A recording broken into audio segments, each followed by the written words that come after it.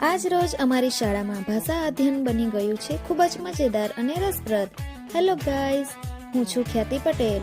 વિદ્યાર્થીઓએ ઉત્સાહપૂર્વક વિરામ ચિહ્નોની ઓળખ વિષયક એક અનોખી પ્રવૃત્તિમાં ભાગ લીધો.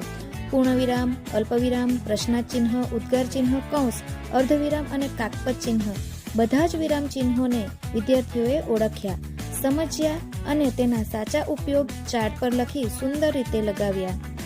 આ શિક્ષણના માર્ગદર્શન હેઠળ વિદ્યાર્થીઓએ સર્જનાત્મકતા સાથે એક રંગીન અને આકર્ષક ચાર્ટ તૈયાર કર્યો, જે જોઈને શીખવું સરળ અને આનંદદાયક પણ.